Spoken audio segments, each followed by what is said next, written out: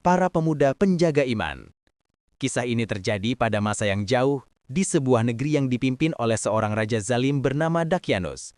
Menurut sebagian riwayat, raja ini memaksa rakyatnya untuk menyembah berhala dan menyiksa siapa saja yang menolak agamanya.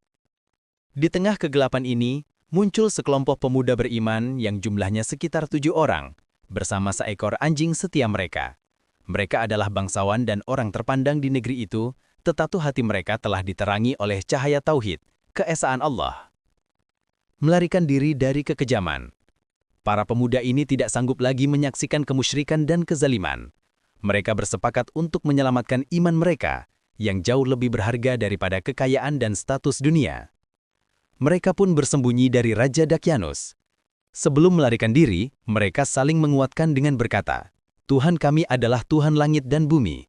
Kami sekali-kali tidak menyeru Tuhan selain Dia. Sesungguhnya kami telah mengucapkan perkataan yang amat jauh dari kebenaran."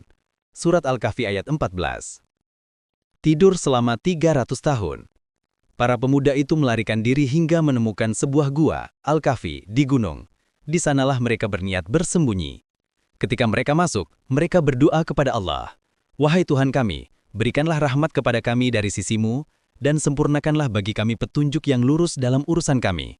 Surat Al-Kahfi ayat 10. Allah mengabulkan doa mereka dengan cara yang ajaib.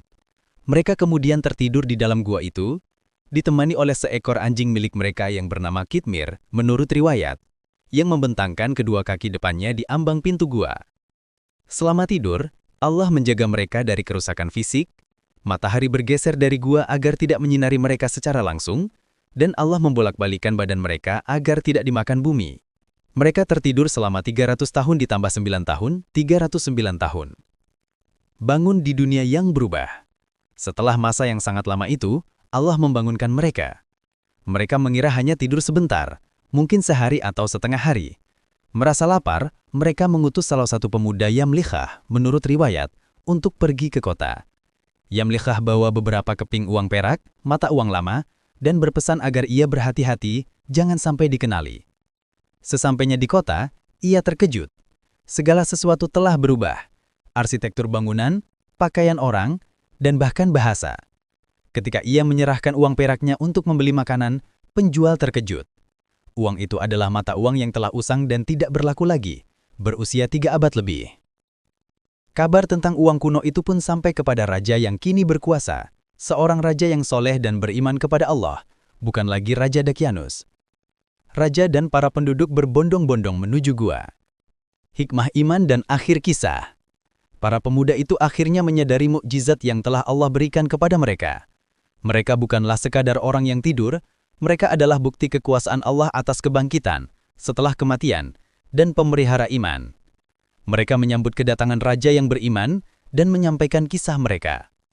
Setelah menunjukkan keajaiban Allah, para pemuda itu meminta izin untuk kembali beristirahat di dalam gua. Konon, Allah mewafatkan mereka di sana. Masyarakat yang menyaksikan mukjizat ini kemudian berselisih tentang apa yang harus dilakukan terhadap gua tersebut.